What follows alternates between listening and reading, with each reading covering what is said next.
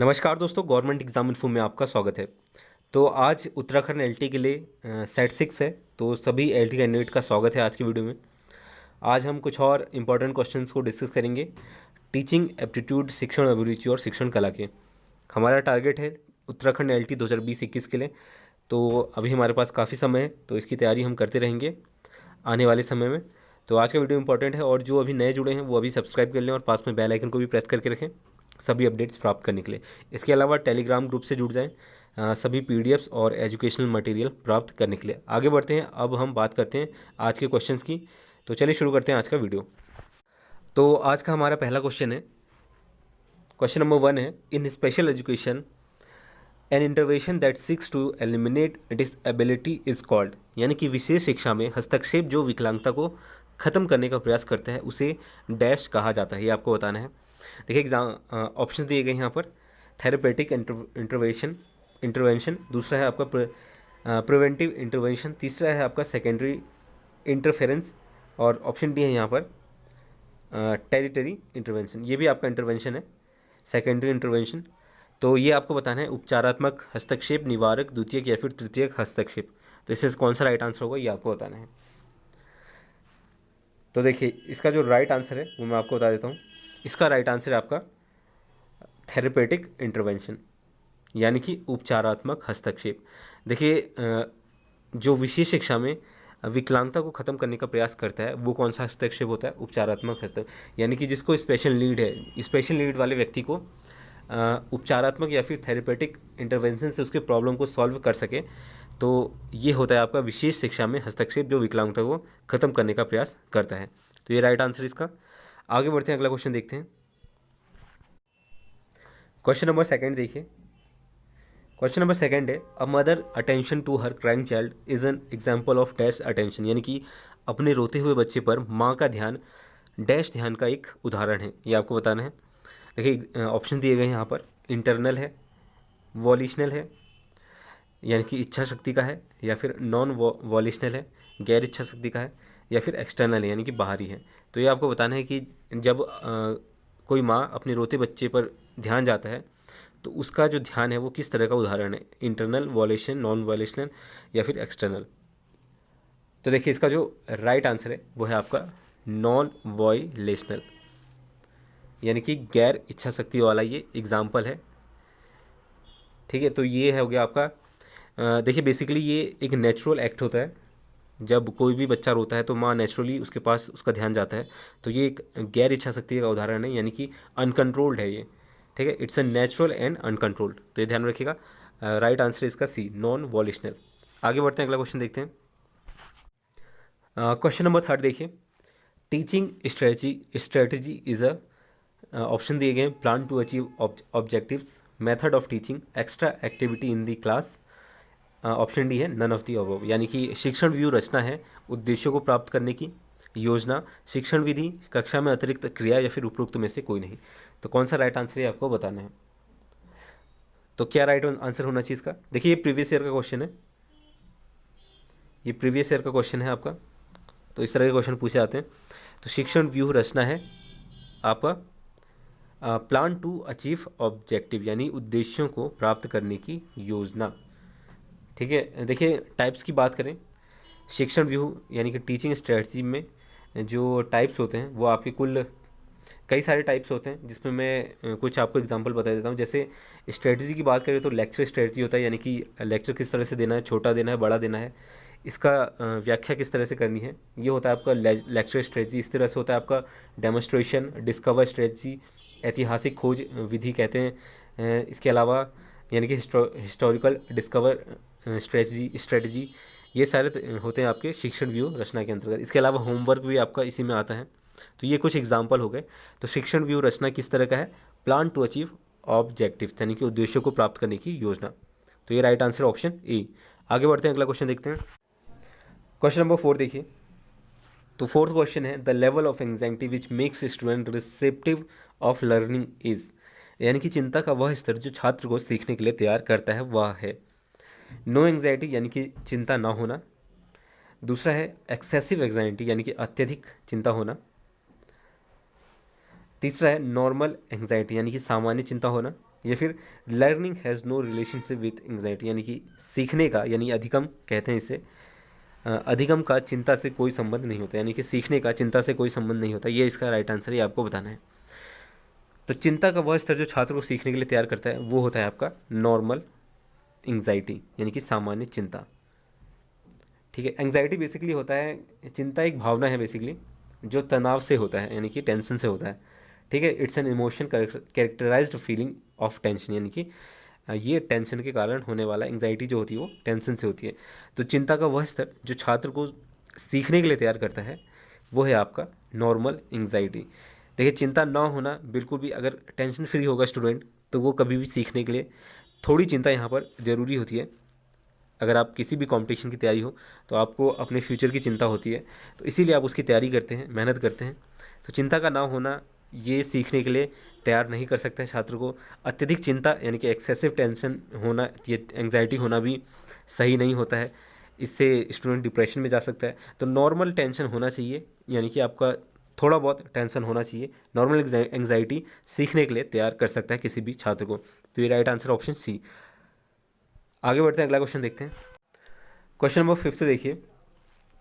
5th question है, विच of the following is not an element of good speech, यानी कि निम्नलिखित में से कौन सा अच्छा भाषण का एक एलिमेंट नहीं है, ये आपको बताना है। प्रवाह यानी कि फ्लुएंसी, ऑडिबिलिटी श्रव्यता यानी कि सुनने लायक हो, नेचुरलिटी स्वाभाविकता, या फिर अस्पष्टता।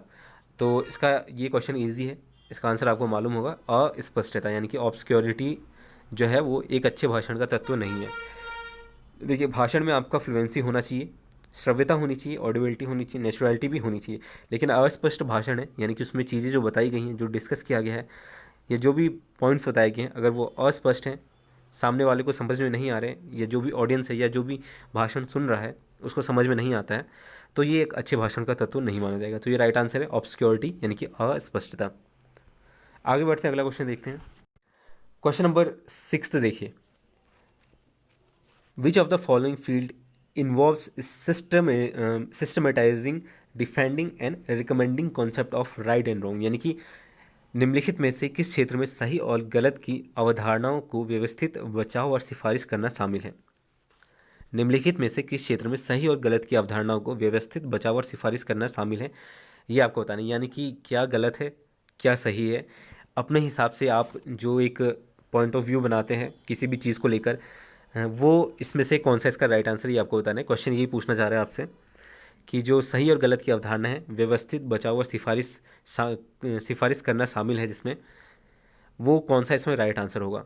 यानी कि जब आप किसी बात को लेकर कोई किसी को कहते हैं ये गलत है या सही है इस तरह से, तो ये कौन सा होना चाहिए, इसका राइट आंसर आपको बताना है। देखिए, पहला ऑप्शन है ज्ञान मीमांसा, यानी कि एपिस्टेमोलॉजी। दूसरा है नीति शास्त्र, एथिक्स। तीसरा है तत्व मीमांसा, यानी कि मेटाफिजिक्स। इसके अलावा शास्त्र यानी कि थियोडिसी। ये आपको बताना है इनमें से कौन सा आंसर होना चाहिए। तो देखिए, सही और गलत की अवधारणाओं को व्यवस्थित, बचाव और सिफारिश करना शामिल होता है आपका एथिक्स में, यानी कि नीति शास्त्र में। तो जो आपके एथिक्स कहते हैं उसके अकॉर्डिंग आपकी कुछ अवधारणाएं होती हैं सही या गलत की, और यही इसका right answer option B, ethics. आगे बढ़ते हैं, अगला क्वेश्चन देखते हैं। क्वेश्चन नंबर 7 है, as per Bronfenbrenner, a child experiences cognitive development in the context of a complex system of relationship. The parent-child interaction is called N. यानी कि ब्रॉनफेनर के अनुसार एक बच्चा रिश्तों को एक जटिल प्रणाली के संदर्भ में संज्ञानात्मक विकास का अनुभव करता है। माता पिता के बच्चे की बातचीत को एक क्या कहा जाता है, एंडो सिस्टम, एक्सो सिस्टम, माइक्रो सिस्टम या फिर मेजो सिस्टम। तो ये आपको बताना है। देखिए, जो ब्रॉनफेनर है, इन्होंने जो ये थ्योरी दी थी आपकी, उसमें कुल 6 सिस्टम को शामिल किया गया था, और इसमें से क्वेश्चन ये पूछा गया है कि जब एक बच्चा रिश्तों को एक जटिल प्रणाली के संदर्भ में संज्ञानात्मक विकास यानी कि कॉग्निटिव डेवलपमेंट का अनुभव करता है, तो माता पिता के बच्चे की बातचीत को क्या कहते हैं, एंडो सिस्टम, एक्सो सिस्टम, माइक्रो सिस्टम या फिर मेजो सिस्टम, ये आपको बताना है। तो इसका जो राइट आंसर है वो है आपका माइक्रो सिस्टम। ठीक है, ये राइट आंसर है आपका। देखिए, कुल 6 यहाँ पर सिस्टम थे ब्रॉनफेनर के, तो ये भी ध्यान रखिएगा, ये भी पूछा जा सकता है। तो ये right answer option C, micro system. आगे बढ़ते हैं, अगला क्वेश्चन देखते हैं। क्वेश्चन नंबर 8 है, as per Guilford, when information is generated from the given information emphasizing on achieving conventionally accepted but outcomes it is called, option दिए गए divergent thinking, convergent thinking, cognition या फिर इवोल्यूशन। क्वेश्चन ये पूछना चाह रहा है कि गिलफोर्ड के अनुसार जब सूचना को पारंपरिक रूप से स्वीकृत सर्वोत्तम परिणामों को प्राप्त करने पर जोर देने वाली जानकारी से उत्पन्न किया जाता है तो इसे क्या कहा जाता है, ये आपसे पूछा है। तो देखिए इसका जो राइट आंसर है वो है आपका अभिसारी सोच, यानी कि कन्वर्जेंट थिंकिंग। कन्वर्जेंट थिंकिंग यानी कि बेसिकली ये इंटेलिजेंस से जुड़ा हुआ है और इसमें आपको ये जो कन्वर्जेंट थिंकिंग है वो एक पॉइंट पर लाकर उसको आपको पहुंचा देता है। कन्वर्जेंट थिंकिंग जो है वो एक पॉइंट पर जब आ जाते हैं बड़े से विस्तार के बाद, विस्तारी चीज़ को जब आप एक पॉइंट पर ला देते हैं तो ये होता है आपका अभिसारी सोच, यानी कि कन्वर्जेंट थिंकिंग। और ये क्वेश्चन ही पूछ रहा है कि जब सूचना को पारंपरिक रूप से स्वीकृत सर्वोत्तम परिणामों को प्राप्त करने पर जोर देने वाली जानकारी से उत्पन्न किया जाता है तो इसे कहा जाता है कन्वर्जेंट अभिसारी सोच। आगे बढ़ते हैं, अगला क्वेश्चन देखते हैं। क्वेश्चन नंबर 9 है, the social system in which the father is head of the हाउस होल्ड and has control over property and better social privileges is called a patriarchal society, patriarchal society, matriarchal society या फिर autocratic society. वह सामाजिक व्यवस्था जिसमें पिता का घर का मुखिया होता है और संपत्ति और बेहतर सामाजिक विशेषाधिकारों का उसका नियंत्रण होता है, विशेषाधिकारों पर उसका नियंत्रण होता है यानी कि पिता का। तो ये क्या है? पितृसत्तात्मक समाज, पितृसत्तात्मक समाज, मातृ सत्तात्मक समाज या फिर निरंकुश समाज। तो ये आपको बताना है। देखिए दो ऑप्शन यहाँ पर सेम हो गए हैं तो इसको करेक्ट कर लीजिएगा। इसमें से बताना है कौन सा राइट आंसर होगा, पितृसत्तात्मक समाज, मातृ सत्तात्मक समाज या फिर निरंकुश समाज। तो देखिए सामाजिक व्यवस्था में जब पिता घर का मुखिया होता है और संपत्ति और बेहतर सामाजिक विशेष अधिकार उन्हीं के नियंत्रण में होते हैं तो ये होता है आपका पैट्रियार्कल सोसाइटी यानी कि पितृसत्तात्मक समाज। इसका आंसर आपको मालूम ही होगा। तो ये राइट आंसर है इसका। देखिए अगर इसी के अपोजिट हो यानी कि माता के अधिकार की बात करें तो वो हो जाएगा आपका मातृ सत्तात्मक समाज। तो ये क्वेश्चन अगर चेंज करके आ जाए तो ये भी ध्यान में रखिएगा। तो ये राइट आंसर इसका ऑप्शन ए और बी दोनों सेम है, तो ये राइट आंसर है इसका। आगे बढ़ते हैं, अगला क्वेश्चन देखते हैं। क्वेश्चन नंबर 10 देखिए, the act of being fair to man and woman is known as, पुरुषों और महिलाओं के लिए निष्पक्ष होने के कार्य के रूप में जाना जाता है। लिंग भूमिका, जेंडर रोल, जेंडर इक्वलिटी, लैंगिक समानता, लिंग संबंधी जानकारी जागरूकता, जेंडर अवेयरनेस या फिर जेंडर इक्विटी। जैसे कि इस तरह के क्वेश्चन में आप एलिमिनेट भी कर सकते हैं जो आंसर आपको बिल्कुल गलत रखते हैं। जैसे कि लिंग भूमिका यहाँ पर कोई भी काम नहीं करती है, यानी कि निष्पक्ष होने से इसका कोई लेना देना नहीं है, जागरूकता से भी इसका कोई लेना देना नहीं है। डाउट आता है इन दो ऑप्शंस में, लैंगिक समानता या फिर लिंग समानता। तो इसका जो राइट आंसर वो मैं आपको बता देता हूँ। इसका राइट आंसर है जेंडर इक्विटी यानी कि लिंग समता। लिंग समता इसका राइट आंसर है, लैंगिक समानता यहाँ पर नहीं होगा इसका right. The act of being fair man and woman is known age gender equity. देखिए लैंगिक समानता इस बेसिकली एक पक्ष को विशेष अधिकार देने के लिए बनाया गया था। ये जो लैंगिक समानता की बात की गई थी वो एक जैसे पुराने ज़माने में वुमेंस को कम यहाँ पर अधिकार प्राप्त थे, लेकिन अब यहाँ पर जब से लैंगिक समानता की बात की जा रही है तो दोनों को समान अधिकार मिल रहे हैं। यानी कि जो पहले पिछड़ा हुआ था एक पक्ष, महिलाओं की बात करें तो उनको यहाँ पर बढ़ावा दिया जा रहा है और उनके लिए कुछ प्रावधान बनाए जा रहे हैं, चाहे वो आपके जॉब्स में हो या जो भी आपके यहाँ पर आरक्षण मिलते हैं उसकी बात करें तो ये होता है आपका लैंगिक समानता। इसके लिए यहाँ पर ये बात कही गई है। लेकिन जो लिंग समता है इसमें दोनों के लिए होता है, यानी कि मैन एंड वुमन दोनों के लिए जो फेयर हो वो होता है आपका जेंडर इक्विटी। तो ये ध्यान में रखिएगा, ये है बेसिक डिफरेंस। कई लोग यहाँ पर लैंगिक समानता भी इसका आंसर कर सकते हैं, तो थोड़ा बहुत कन्फ्यूजन रहता है इस तरह के क्वेश्चन में। तो राइट आंसर इसका लिंग समता। आगे बढ़ते हैं, अगला क्वेश्चन देखते हैं।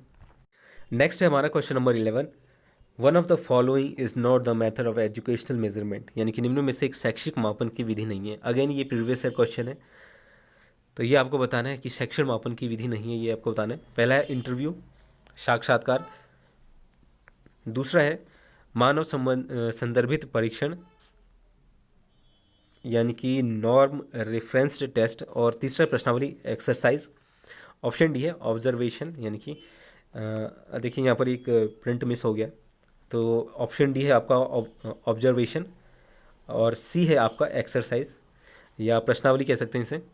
तो आपको बताना है कि इनमें से साक्ष्य मापन की विधि कौन सी नहीं होनी चाहिए। तो देखिए किसी भी जो मेज़रमेंट है, एजुकेशनल मेजरमेंट, वो आप इंटरव्यू के माध्यम से बिल्कुल कर सकते हैं। एक्सरसाइज से भी आप कर सकते हैं, यानी कि प्रश्नावली से भी आप कर सकते हैं, और ऑब्जर्व करके भी यहाँ पर आप शैक्षणिक मापन कर सकते हैं। लेकिन जो मानव संदर्भित परीक्षण है, इनकी नॉर्म रेफरेंस टेस्ट है, उसके द्वारा यहाँ पर ये जो है ये एक इस विधि के अंतर्गत नहीं आएगा। तो ये राइट आंसर इसका मानव संदर्भित परीक्षण, ये एक अलग चीज़ होगी। आगे बढ़ते हैं, अगला क्वेश्चन देखते हैं। नेक्स्ट है question number 12। Which of the following theories of study comes under combinatorial principle SR, यानी कि अध्ययन का निम्न में से कौन सा सिद्धांत संयोजनवादी सिद्धांत SR के अंतर्गत आता है। पहला है गेस्टॉल सिद्धांत, टोलमैन का अंतर्दृष्टि या सूझ का सिद्धांत यानी कि टोलमैन्स इंसाइट और theory of thought, Kurt Lewin का क्षेत्र सिद्धांत यानी कि कर्ट लेविन्स फील्ड थ्योरी, या फिर स्किनर का क्रिया प्रसूत सिद्धांत यानी कि स्किनर ऑपरेंट कंडीशनिंग। ये आपको बताना है। SR यानी कि स्टिमुलस रिस्पॉन्स। इसका राइट आंसर मैं बता देता हूँ आपको। इसका राइट आंसर स्किनर का क्रिया प्रसूत सिद्धांत, ये इसका राइट आंसर होगा, ऑप्शन डी। आगे बढ़ते हैं, अगला क्वेश्चन देखते हैं। Question number 13। What is the result of using the analytical method while teaching mathematics, यानी कि गणित पढ़ाते समय विश्लेषणात्मक विधि का उपयोग करने का परिणाम क्या है। ऑप्शन ए रॉट लर्निंग को बढ़ावा देना, यानी कि प्रमोट्स रोट लर्निंग। बी है शिक्षार्थी एक निष्क्रिय श्रोता बन जाता है, यानी कि learner becomes a passive listener, स्मृति कार्य को प्रोत्साहित करता है, या फिर अज्ञात से ज्ञात तथ्यों की ओर ले जाता है। तो इसका राइट आंसर क्या होना चाहिए आपको बताना है। तो देखिए जो एनालिटिकल मेथड होता है वो आपको ज्ञात से अज्ञात की ओर ले जाता है।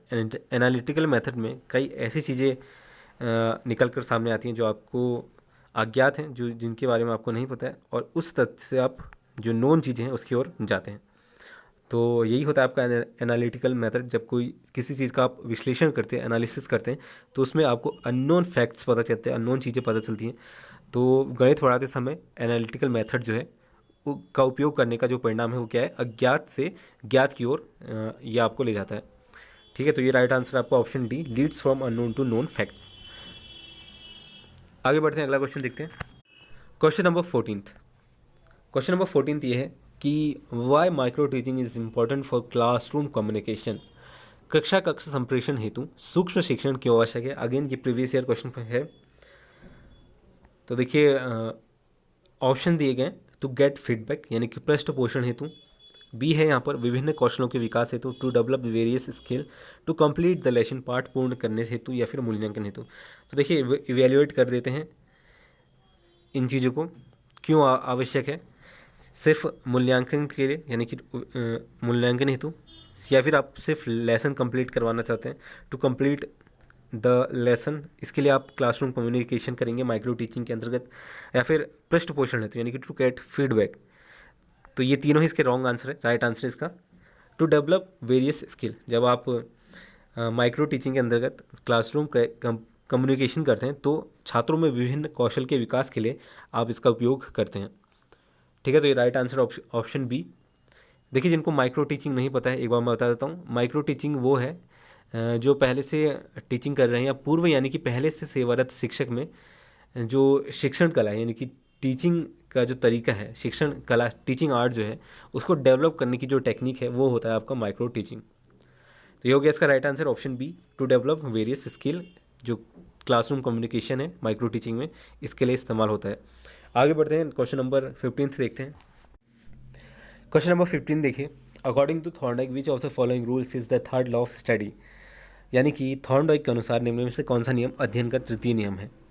ऑप्शन देख लेते हैं। सबसे पहले law of practice, law of readiness, law of effect, या फिर लॉ ऑफ मल्टी डिसिप्लिनरी। अभ्यास का नियम, तत्परता का नियम, प्रभाव का नियम, या फिर बहु प्रतिक्रिया का नियम। देखिए थॉर्नडाइक ने कुछ लॉज बनाए थे अध्ययन यानी कि लर्निंग को लेकर। लॉ ऑफ लर्निंग जिसे कहा जाता है, थॉर्नडाइक के लॉ ऑफ लर्निंग जो थे इसमें प्राइमरी लॉ और सेकेंडरी लॉ बनाए थे इन्होंने। प्राइमरी लॉ में इन्होंने 3 तरह के नियम बनाए थे और ये तीनों ही नियम यहाँ पर ऑप्शन में दिए गए हैं। 3 नियम कौन कौन से थे? पहला था आपका अभ्यास का नियम, दूसरा था तत्परता का नियम और तीसरा प्रभाव का नियम। तो इनमें से आपको बताना है, क्वेश्चन ये पूछ रहा है कि जो ये 3 नियम है इसमें तीसरा नियम क्या था। तो इसका राइट आंसर ऑप्शन सी। देखिए ऑप्शन में ही तीसरा ऑप्शन दिया गया है और यही आपका तीसरा यहाँ पर लॉ था, थॉर्नडाइक के अनुसार अध्ययन का। तो ये राइट आंसर है प्रभाव का नियम। ठीक है, तो ये राइट आंसर हो गया आपका। लॉ ऑफ रेडीनेस यानी कि तत्परता का नियम। देखिए तत्परता का नियम यहाँ पर पहला था, ये पहला था, ये ध्यान में रखिएगा। अगर क्वेश्चन आया कि जो अध्ययन का पहला नियम था थॉर्नडाइक के अनुसार, तो ये पहला था। दूसरा था आपका एक्सरसाइज यानी कि लॉ ऑफ प्रैक्टिस, ठीक है। और तीसरा था आपका लॉ ऑफ इफेक्ट। तो ये 3 नियम थे थॉर्नडाइक के। और देखिए बात करें तत्परता का नियम यानी कि रेडीनेस का, तो कोई भी कैंडिडेट रेडी जब तक नहीं होगा या कोई भी छात्र जब तक रेडी नहीं होगा, तत्पर नहीं होगा पढ़ने के लिए या किसी भी चीज़ के लिए, किसी भी एक्टिविटी के लिए, तब तक उसको टीच करना या अध्ययन कराना उसका पॉसिबल नहीं है। तो ये लॉ बनाया था यहाँ पर तत्परता का नियम। इसके अलावा एक्सरसाइज की बात करें तो अगर आप प्रैक्टिस करते हैं किसी भी चीज़ की, फॉर एग्ज़ाम्पल कोई अगर कैंडिडेट है किसी भी एग्ज़ाम की तैयारी कर रहा है, अगर वो डेली बेसिस पर प्रैक्टिस करता है अपनी, तो ये उसके जो प्रिपरेशन है उस पर इफ़ेक्ट करेगा। ठीक है। और तीसरा यहाँ पर प्रभाव का, यानी कि ये आ जाता है आपका प्रभाव, यानी कि जो भी कार्य कर रहे हैं वो या कोई आपको कुछ सिखा रहा है तो कितना प्रभाव कर रहा है वो आप पर डिपेंड करता है। तो ये है आपका प्रभाव का नियम। तो ये हो गया 3 नियम थॉर्नडाइक के अनुसार। ये आपका प्राइमरी लॉ है। तो अगर इससे क्वेश्चन पूछता है तो ये ध्यान में रखिएगा। पहला है आपका तत्परता का नियम, दूसरा है एक्सरसाइज लॉ, प्रैक्टिस कह सकते हैं जिसे, अभ्यास का नियम, तीसरा है लॉ ऑफ इफेक्ट। तो ये हो गए 3 जो लॉज हैं थॉर्नडाइक के। तो दोस्तों आज के लिए इतना ही। आई होप आपको ये चीज़ें समझ में आई होंगी। और इसमें हमने कुल 15 क्वेश्चन को डिस्कस कर लिया है। अब आने वाले सेट्स में और भी हम कुछ इंपॉर्टेंट क्वेश्चन बनाएंगे, उसके बाद हम उन क्वेश्चन को भी डिस्कस करेंगे। देखिए ये किसी भी टीचिंग एप्टीट्यूड के एग्ज़ाम के लिए इंपॉर्टेंट होता है इस तरह के क्वेश्चन। इसमें मैंने कोशिश की है कि कुछ प्रीवियस ईयर क्वेश्चन भी ऐड कर दूँ, ताकि आपको यहाँ पर आइडिया हो जाए किस तरह के क्वेश्चन पूछे जाते हैं, किस तरह के पूछे जा सकते हैं। और देखिए क्वेश्चन को घुमा कर पूछा जाता है, कई बार क्वेश्चन ईजी रहता है लेकिन वो घुमाकर पूछे जाने की वजह से आप कंफ्यूज हो जाते हैं। तो इस चीज़ों का ध्यान रखिएगा। 30 क्वेश्चन है, आपको 30 के 30 क्वेश्चन यहाँ पर अटैम्प्ट करने हैं। तो यही हमारा टारगेट है इसमें। तो दोस्तों आज के लिए इतना ही और आपसे मिलेंगे नेक्स्ट सेट में। तब तक के लिए धन्यवाद।